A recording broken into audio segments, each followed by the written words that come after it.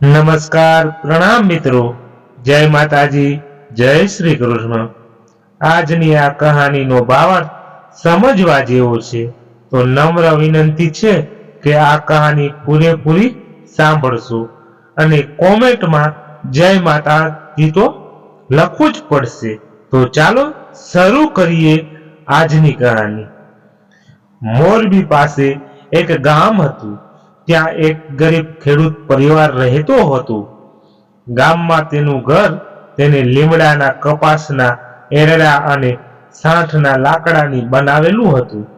ખેડૂત ગામમાં રહેતા લોકોના ખેતર અડધા ભાગે વાવીને મજૂરી કરતો.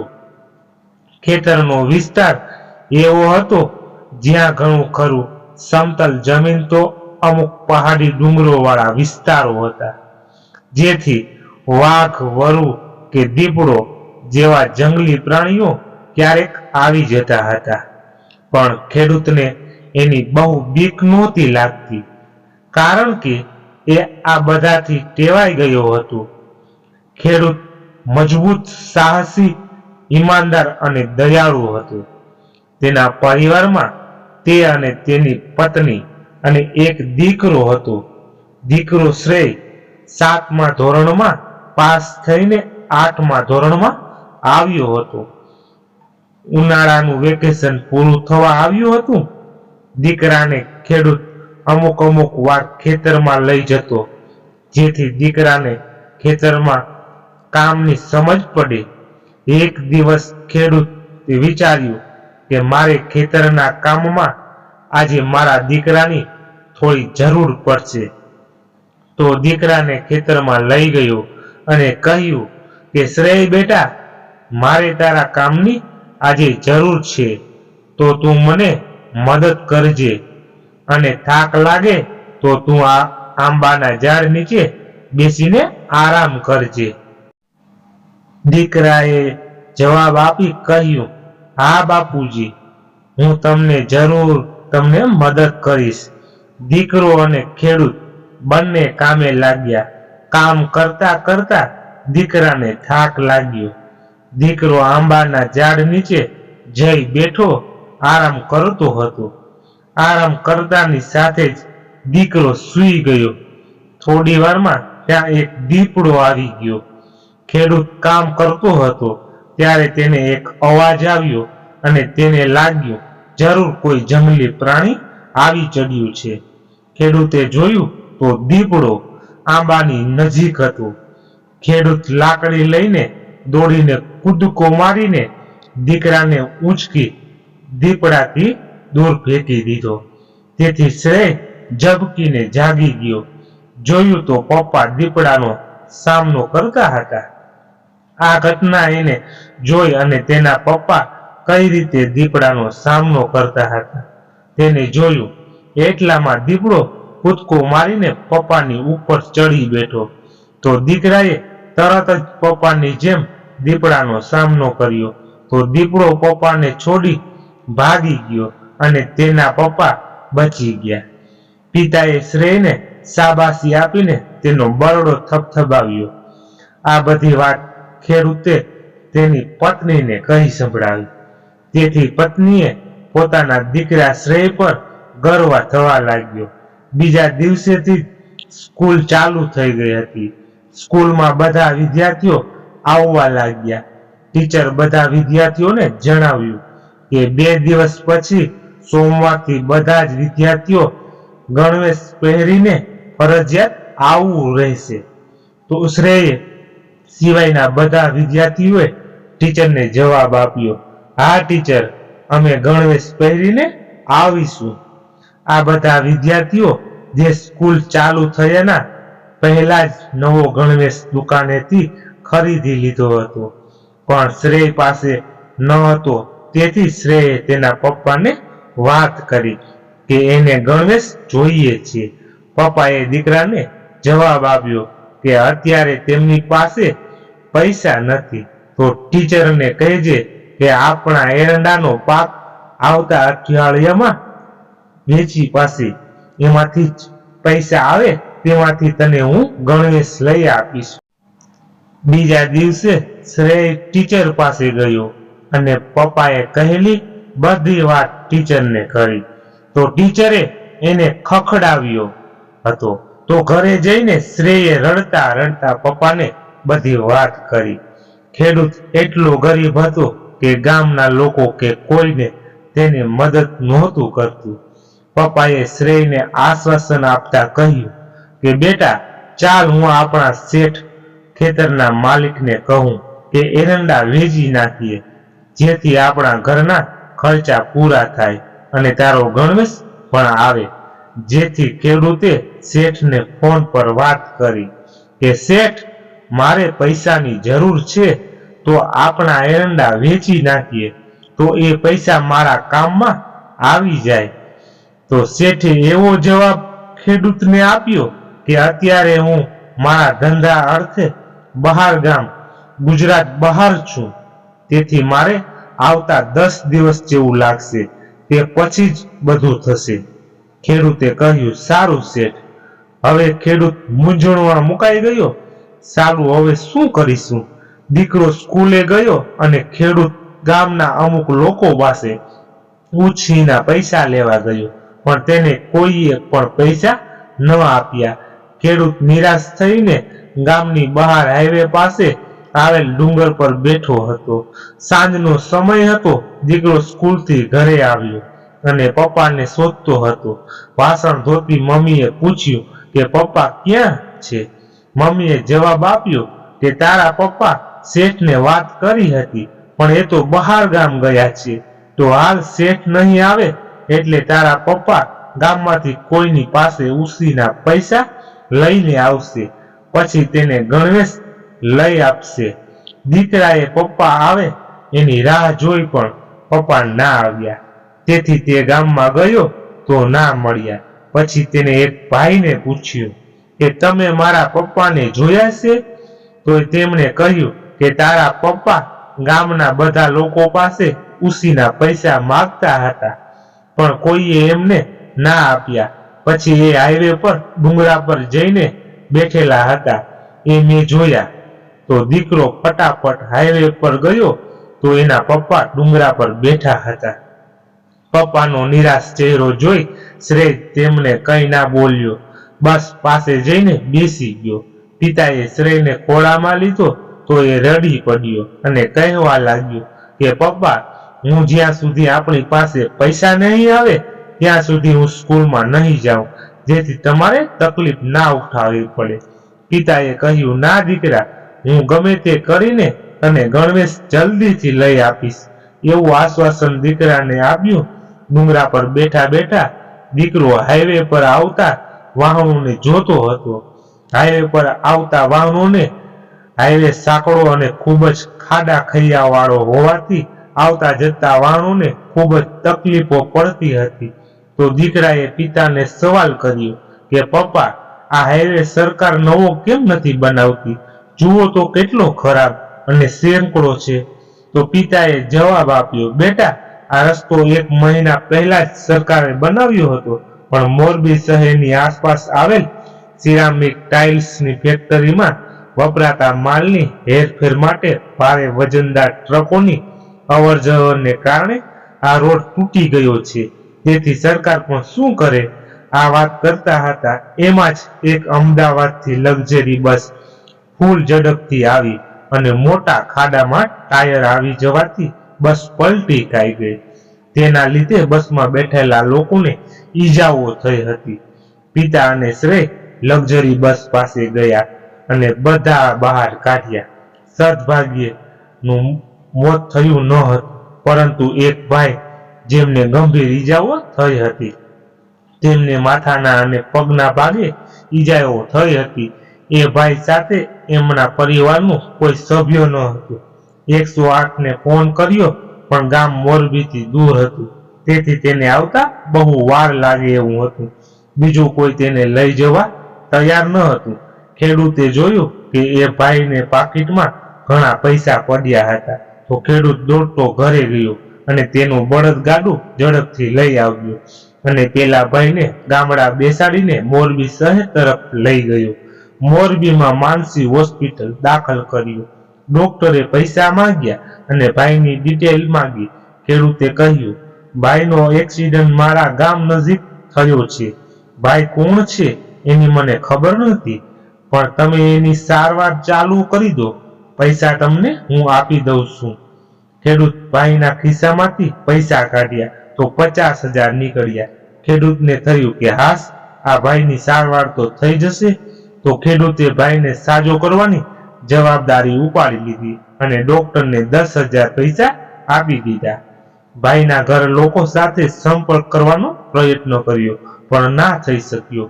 ડોક્ટરની સારવાર ચાલુ થઈ ગઈ. ભાઈને જે ગંભીર ઈજાઓ જે હતી તેની હવે કાબુમાં આવી જશે તેવું ડોક્ટરે ખેડૂતને કહ્યું. ખેડૂત અને શ્રેય ખુશ થઈ ગયા. તેઓ હોસ્પિટલ રોકાઈ ગયા. બીજા દિવસે ડોક્ટરે ખેડૂત ભાઈઓનો પેન્ટ બદલાવાનું કહ્યું, તો ખેડૂત એમના કહેવા મુજબ બદલી દીધો અને જૂના પેન્ટને સીધો કરતા હતા તો તેમાંથી ભાઈની સંપર્ક ડાયરી મળી અને તેમાંથી તેમનું નામ અને ઘરનો ફોન નંબર મળ્યો. ખેડૂતે તરત જ ફોન કર્યો અને તેમના પિતાને કહ્યું કે તમારો દીકરો આશીષનો એક્સિડન્ટ થયો હતો, જેમાં એ ગંભીર હતા, પણ હવે એમને જે થયેલી ઈજા કાબુમાં આવી ગઈ છે, તો ચિંતા ના કરતા, એમને સારું થઈ જશે અને તમે અમદાવાદથી મોરબીની માનસી હોસ્પિટલમાં આવી જજો. આ ફોન પત્યો. તરત જ ખેડૂતના ફોન પર ખેતર માલિકનો ફોન આવ્યો કે હું બપોરે ગામમાં આવું છું, મારું કામ પૂરું થઈ ગયું છે અને આપણે એરંડા કાલે વેચી મારીશું. ખેડૂત અને શ્રેય બંને આ વાત સાંભળીને ખુશ થઈ ગયા. 4 કલાક પછી અમદાવાદથી મોરબી આશીષભાઈનો પરિવાર આવી ગયો. ખેડૂત આશીષભાઈના બાકીના 40,000 રૂપિયા તેમના પરિવારને સોંપી દીધા અને ભાઈ સાજા થઈ ગયા છે તેવા ખુશીના સમાચાર આપ્યા. અને આશીષભાઈના પરિવારે એમનો ખૂબ આભાર માન્યો અને ખેડૂતને જે કામ કર્યું તેના બદલામાં પૈસા લઈ લેવાનો આગ્રહ કર્યો, પણ ખેડૂતે ના પાડી. ખેડૂત હવે આશીષભાઈને તેમના પરિવારને સોંપી ત્યાંથી ઘરે ગયા. ખેડૂતે ઘરે જઈને જે એરંડા 15 કોથળા હતા ખેડૂતની ગામની ઊંટ લારીને ઘરે લઈ આવ્યો અને તેમાં નાખી દીધા અને બીજા દિવસે ઊંટ લારીમાં તે અને તેની પત્ની સાથે ખેતીવાડી બજાર એરંડા વેચવા ગયો. શેઠ ગાડી લઈને ડાયરેક્ટ ખેતીવાડી બજાર ગયા. ત્યાં થોડી વાર પછી ખેડૂત પહોંચ્યો. એરંડા વેચી શેઠે પૈસાના ભાગ પાડીને ખેડૂતને તેના પૈસા આપી દીધા. ખેડૂત અને તેની પત્ની ખુશ થઈ ગયા. દીકરા શ્રેય માટે યુનિફોર્મ, નોટ, ચોપડી, પેન, પેન્સિલ, બૂટ, મોજા એવી બધી સ્કૂલની વસ્તુ અને કરિયાનું બજારમાંથી લઈ લીધું. આ બધું લીધા પછી બંને દંપતી ઘરે નીકળ્યા. તેમનો દીકરો શ્રેય મમ્મી પપ્પાની આતુરતાની રાહ જોઈ હાઈવેની નજીક બસ સ્ટેશન પર બેઠો હતો. તેને મમ્મી પપ્પાને જીપમાં આવતા જોયા અને મમ્મી પપ્પાએ પણ શ્રેયને દૂરથી બસ સ્ટેન્ડ પર જોયો. એકબીજાને જોઈ બધા ખુશ થઈ ગયા. શ્રેયના માતા પિતા જીપમાંથી ઉતર્યા અને બધી જ વસ્તુ લઈ રોડ પરથી નીચે ઢાળમાં ઉતરતા હતા. એટલામાં બે સામસામે મોટી ટ્રકો ફૂલ લોડેડ આવતી હતી. રસ્તો સાંકડો હોવાથી બંને ટ્રક વાળાએ પોતાની ટ્રકની સ્પીડ ધીમી કરીને સાઈડમાં ચલાવી રહ્યા હતા. તો ખેડૂતના ગામ બાજુ વાળી ટ્રક ફૂલ સિરામિક માલ લોડેડ હતી, તો તેના કારણે સાઈડનો મોટા ભાગનો રોડ તૂટી ગયો ને ટ્રક પલટી ખાઈ ગઈ.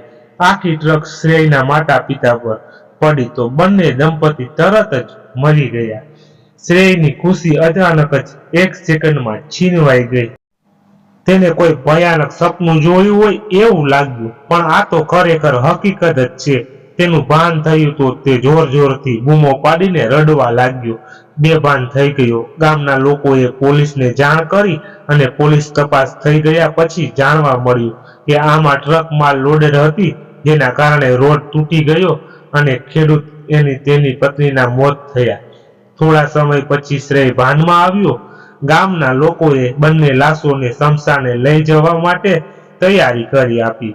શ્રેય જ્યારે તેના માતા પિતાને અગ્નિદાન આપતો હતો ત્યારે તેને થયું કે હું જીવીશ તો કઈ રીતે જીવીશ, હવે મારું કોણ છે આ દુનિયામાં, એમ કરીને ફરી રડવા લાગ્યો.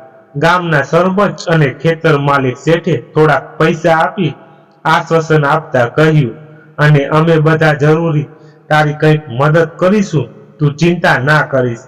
સ્મશાનેથી પરત ફરતા ગામવાસીઓ મૂંઝવણમાં મુકાઈ ગયા કે હવે આ શ્રેયને ઘરે રાખશે કોણ.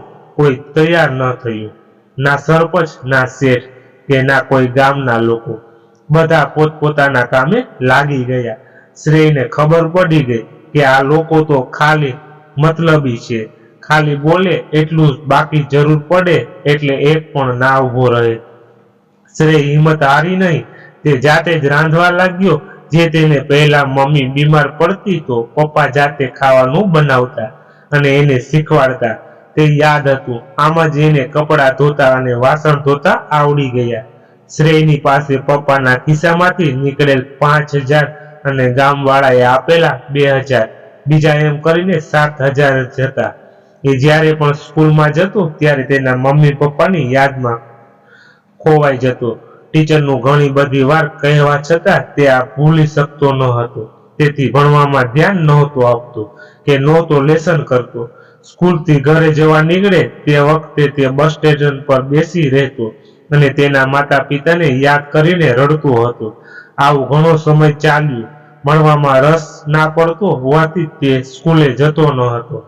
ઘરમાં જે 7,000 હતા એ હવે પૂરા થઈ જવા આવ્યા. તો તે ગામના લોકો પાસે ગયો, પણ કોઈએ પણ ના આપ્યા. તેને વિચાર આવ્યો કે હું કેમ ના હાઈવે પર આવેલ ઓનેસ્ટ હોટેલમાં કામ કરું ને ઘર ચલાવવા પૈસા કમાવું.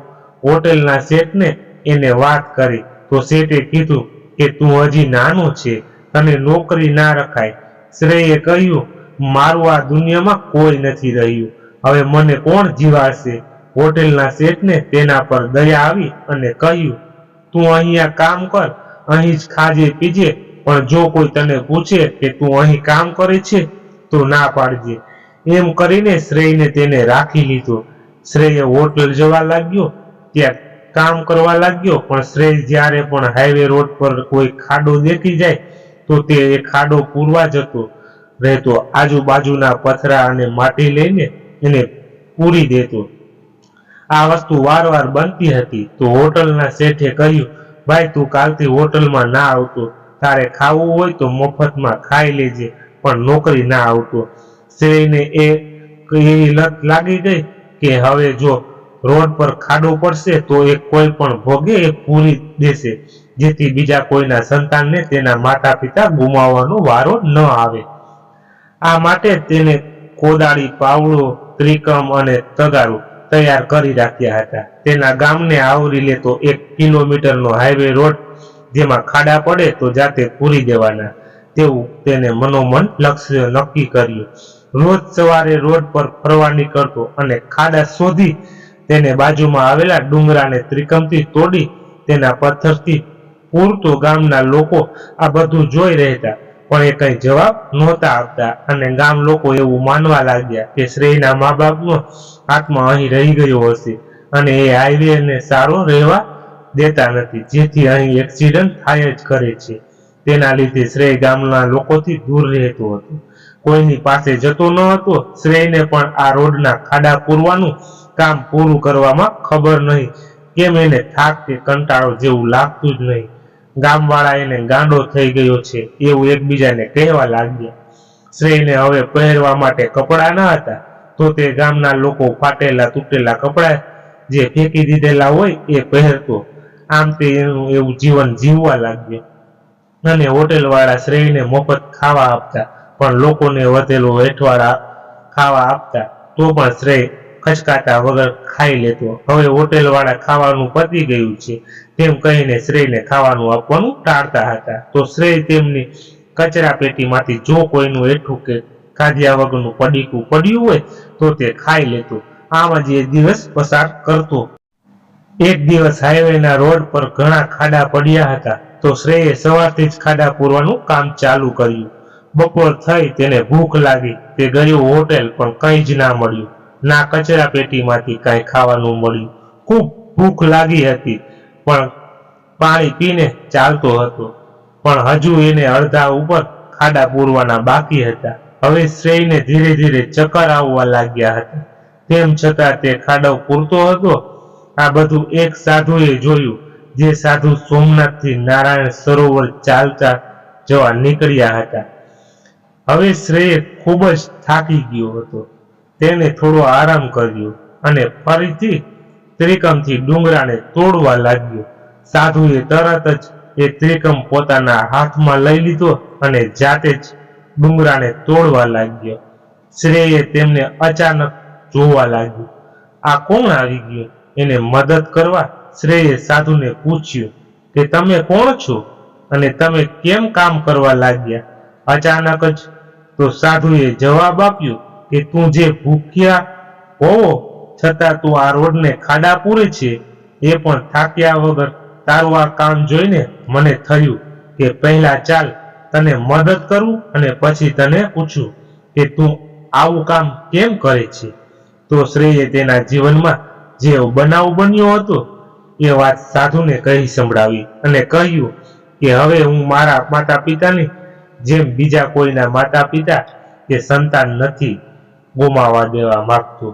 સાધુએ આશીર્વાદ આપ્યા કે જા બેટા, તે કામ હાથ પર લીધું છે, તેમાં તારી ઈચ્છા, તારું સાહસ અને તારો અનુભવ કામ કરી ગયો છે, તો તારું આ લક્ષ્ય તું જરૂર પૂરું કરી શકીશ. એ મારા તને આશીર્વાદ છે. કારણ કે જો કોઈ પણ વ્યક્તિમાં આ ત્રણ શક્તિ આવી જાય તો કોઈ પણ કામ એના માટે અઘરું નથી રહેતું. સાધુએ જાતે પથ્થરનું તગારું ભરીને બધા જ ખાડા પૂરી દીધા અને પછી શ્રેયને 100 રૂપિયા આપીને કહ્યું, જા સામેથી કરિયાણાની દુકાનમાંથી ચણા અને ગોળ લેતો આવ. શ્રેય ગયો અને ચણા અને ગોળ લેતો આવ્યો. સાધુએ કહ્યું, આ ચણા અને ગોળ ખાવાથી વ્યક્તિમાં શક્તિ અને ખામીરમાં વધારો થાય છે. લે ખા. આને શ્રેય એને ખાધ્યા પછી સાધુ આગળ વધ્યા. સાંજ પડી ગઈ.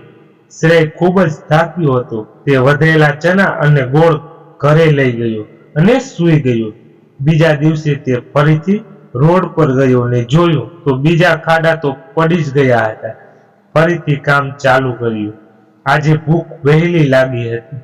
હોટેલ ગયો, ત્યાં કાંઈ ના મળ્યું. પાછો કામે લાગી ગયો. ખાડા પૂરવા લાગ્યો. એટલામાં એક કાર વાળો આવ્યો. તેને શ્રેયના આગળ શોર્ટ બ્રેક મારીને ઊભી કરી દીધી અને શ્રેયને ગમે તેમ બોલવા લાગ્યો કે આ રસ્તો તારા બાપનો છે કે વચ્ચોવચ્ચ તું ઊભો થઈ જાય છે. શ્રેયે જવાબ આપ્યો કે શેઠ, હું આ રસ્તામાં ખાડા પૂરું છું જેથી કોઈનું એક્સિડન્ટ થાય નહીં.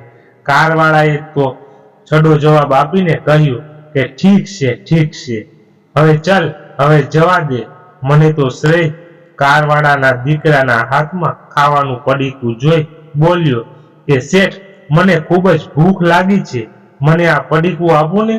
તો કારવાળાએ જવાબ આપ્યો, ચાલ હટ અહીંથી. એમ કહીને કાર ફૂલ સ્પીડમાં ભગાવી. આગળની ઓનેસ્ટી હોટલ જ એ જમવા માટે રોકાયો. જમ્યા પછી એનો કારવાળાનો દીકરો ફૂટબોલનું રમકડું રમતો હતો ત્યારે એક દડો હોટેલની પાછળ આવેલા એક નાના તળાવમાં પડ્યો. તો આ દડો કોઈને તળાવમાંથી કાઢતા ફાવે નહીં, પણ ગામનો એક બીજો છોકરો એ તળાવમાં પડ્યો. એ દડો કાઢી આપી. દડાને ધોઈને કારવાળાના દીકરાને પાછો આપ્યો.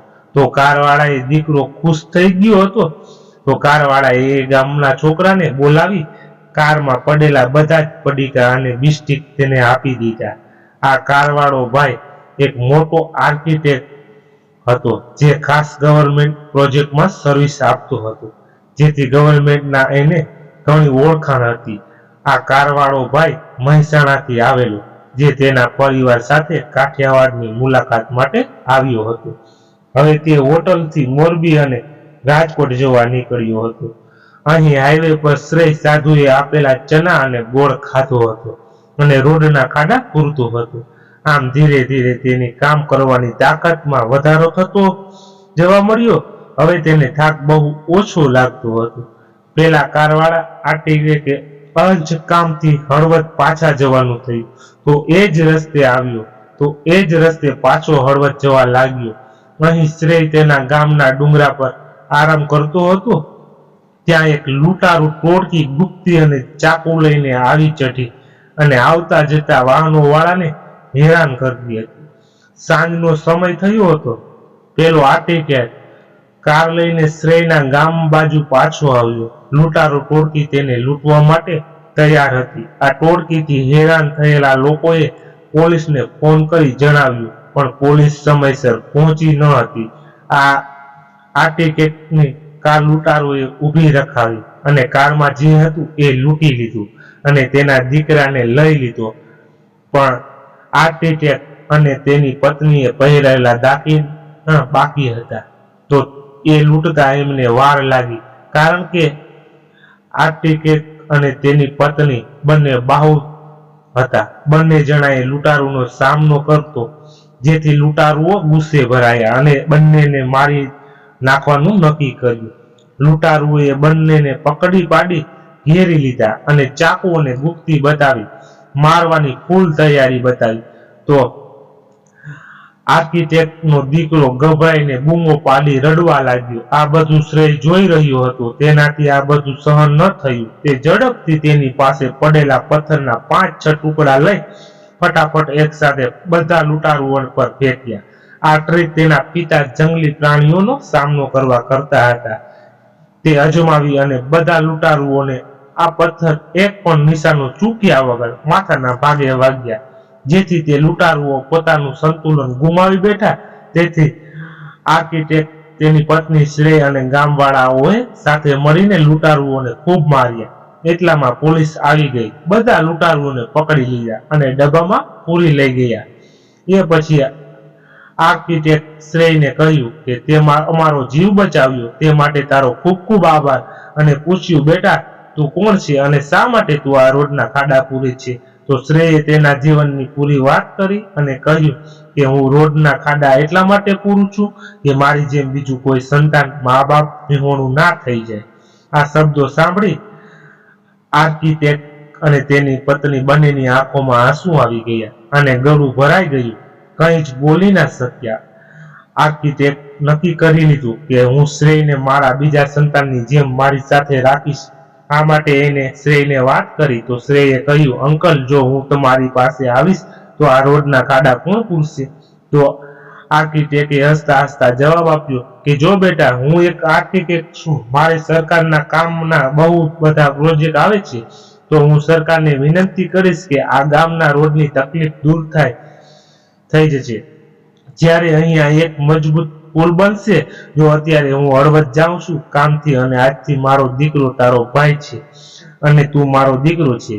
તને હું મારાથી પણ સારો આર્કિટેક્ટ બનાવીશ, કારણ કે તારામાં જે જીગર અને પોતાનું લક્ષ્ય પૂરું કરવાની ક્ષમતા સખત છે, જે એક સારી બાબત છે. તો હવે તું તૈયાર છે? તો શ્રેયે કહ્યું, હા અંકલ, પણ એક શરત છે. અંકલે કહ્યું, બોલો બેટા. તો શ્રેયે કહ્યું કે જ્યાં સુધી અહીં પુલનું કામ શરૂ ના થાય ત્યાં સુધી હું અહીંયા રહીશ અને ખાડા પૂરીશ. અંકલે તેને આ રોડના ખાડા પૂરવાની લગન જોઈ હસતા હસતા જવાબ આપ્યો, હા બેટા, જરૂર, હું તને આ માટે મદદ કરવા મારા બીજા કામદારો પણ આપીશ હો ને? શ્રેયે ખુશ થઈને જવાબ આપ્યો, થેન્ક યુ અંકલ. પછી આર્કિટેક્ટ હળવદ ગયો અને કામ પતાવ્યું. પછી તેની સાઇટ પરથી કામ કરતા કામદારોને થોડાક સમય માટે શ્રેયના ગામમાં તેની સાથે તેને ઘરે રહેવા મોકલ્યા, જે શ્રેયને મદદ કરાવતા હતા. કામદારોને પણ શ્રેય સાથે રહેવાનો અને કામ કરવાનો ઘણો આનંદ આવ્યો. આર્કિટેક્ટ મહેસાણા ગયો. ત્યાંથી ગાંધીનગર જઈ એક સરકારી અધિકારીને વાત કરી. પછી એ અધિકારીને શ્રેયના ગામની મુલાકાત કરવા લઈ ગયા. ત્યાંથી પસાર થયો હાઈવે રોડ અને તેની હાલત બતાવી અને શ્રેયના જીવનના અચાનક અને તે રોડનું શું કરવું તે નિર્ણય સરકાર પર છોડી દીધો. સરકારે નક્કી કર્યું કે અહીં વારવાર ફૂલ લોડેડ સરામિક ગાડી આવે છે, તેથી અહીં રોડ જલ્દી તૂટ્યા કરે છે. તેથી આ રોડ એક ભયાનક રોડ બની ગયો છે. તેથી અહીં હવે પુલ બને એ જ ઉપાય છે. જેથી પુલ બનાવવાનું નક્કી કરી નાખ્યું. શ્રેય આ વાત સાંભળી ખુશ થઈ ગયો અને અંકલનો આભાર માન્યો. અંકલે કહ્યું કે જો બેટા, તારા જીવનમાં જે ખોટ હતી એ આજે બધી પૂરી થઈ ગઈ છે. તારે બીજા તારા જેવા પરિવારની સુરક્ષા જોઈતી હતી એ અને તારા માતા પિતા સ્વરૂપમાં અંકલ આંટી પણ મળી ગયા, તો તું હવે અમારી સાથે રહીને જીવન જીવીશ.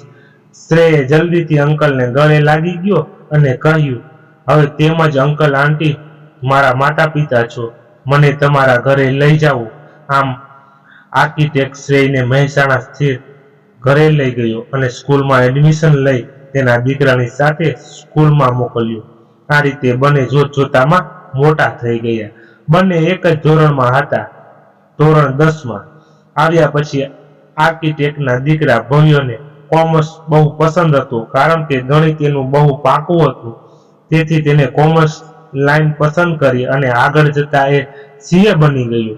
એ જ રીતે શ્રેયને ગણિતમાં ઓછું ફાવતું હતું, તો એને આર્કિટેક્ટની લાઈન માટે NBARCના ભણતરની તૈયારીઓ શરૂ કરાઈ. આમ બંને જણ પોતપોતાની ભણવાની લાઈનમાં સફળ થઈ ગયા અને નોકરી લાગી ગયા. આર્કિટેક્ટને એક મોટો સહારો મળી ગયો. એ દિવસથી આર્કિટેક્ટના પરિવારમાં અને શ્રેયના જીવનમાં પ્રસિદ્ધિઓ વધતી ગઈ. ગુજરાતમાં ઘણા ખરા રસ્તાઓ સારા થઈ ગયા અને તેમનો પરિવાર ખુશીથી રહેવા લાગ્યો. આ વાર્તાનો ભાવાર્થ એ છે, જીવનમાં ગમે તેટલી મુશ્કેલી આવે તો આપણે સામનો સહન કરીને લેવો પડે, કારણ કે જો આપણી અંદર આત્મવિશ્વાસ, લક્ષ્ય, જીગર, સાહસ અને અનુભવ હશે તો આખા જન્મમાં ક્યારેય આપણે દુઃખી નહીં થઈએ. સુખી રહેવા માટે માત્ર પૈસો એ મહત્વનો નથી, તે તો એક માત્ર વિનિમયનું સાધન છે. મિત્રો, આપણે આ કહાનીને અહીંયા જ સમાપ્ત કરીએ છીએ. આ ઘણી લાંબી હતી અને તમે અહીંયા સુધી સાંભળી તેના બદલ ખૂબ ખૂબ ધન્યવાદ, ખૂબ ખૂબ આભાર.